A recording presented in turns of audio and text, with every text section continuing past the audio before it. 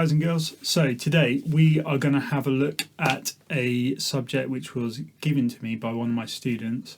If you've got any suggestions or you would like me to have a look at any particular subject, please stick them in the comments below or send them to me, and I'm more than willing to have a look at things that are going to help you get better. So today we're going to have a look at the blues, and if you don't know what the blues it is a very kind of common music in the early 1900s and really shaped what we listen to nowadays. So a lot of rock and a lot of pop comes from the blues. And today we're going to focus really on a guy called B.B. King. If you haven't heard this guy before, it's really worth checking out. He's got some really cool songs. All of his guitar solos are very simple, and that is kind of deceiving because we think of that as easy, but they are not easy. They've just got a different style to them, and we're going to focus on that kind of playing today. To do that, we're going to learn one of his favourite scales, and that is the Dorian Blues Scale. You don't have to remember the name. All you got to do is remember the notes. So I'm going to show that to you now. Have a look at it, stop it, rewind it, go back over it a couple times, and really get it in your head before you move on to the next step. Okay, so here's the Dorian Blues Scale. So we start on fret 5 and it goes 5, 7, 8, next string, 5, 6, 7, next string, 4, 5, 7.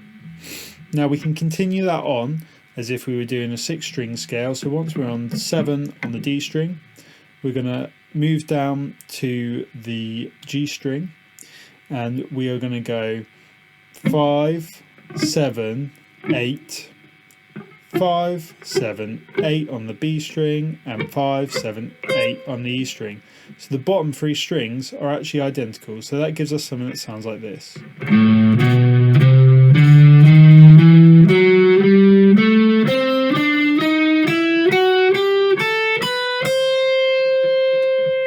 That's the Dorian scale in A in this case, with that blues inflection, just like B.B. King uses. Really take it in, really have a go at it, and then come back to here once you've kind of got it ingrained into your play. And then we're going to try and incorporate it into a track. So I've linked a track below.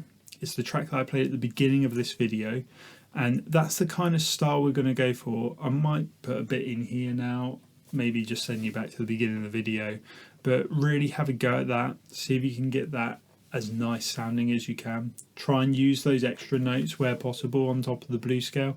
If you didn't know where they were to start with, then that's absolutely fine. Just try and use a few of the notes, especially those little notes that are next to each other. That really adds that blues feel to you. And that's actually what we're going to talk about next. We're going to talk about chromatic movement in the blues.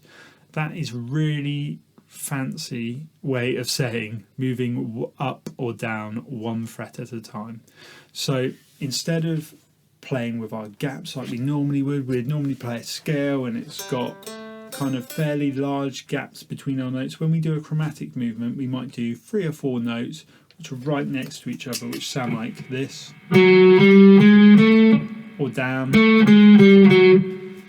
And it's actually the same as our middle bit of the blues scale where it goes 5, 6, 7. That's a little chromatic movement, and it really adds that blues feel to our playing. Now, I'm not saying put it on every single movement up and down you do on the guitar, but do try and incorporate it, and you'll find in some places it works really well, in some places it doesn't work so well at all. But the thing that it really kind of stands out and makes prominent when you do this are the first note that you started on, and most importantly the ending note. So if you manage to pick a really nice ending note at the right point, it will sound really, really good. And if you start on a good point of your other note as well, you can get a really lovely moving line that forces the listener to listen to that movement into the next note. I did a bit of that in the solo at the beginning, and I'm probably going to stick some at the end so that you can have a listen where I'm using that chromatic movement.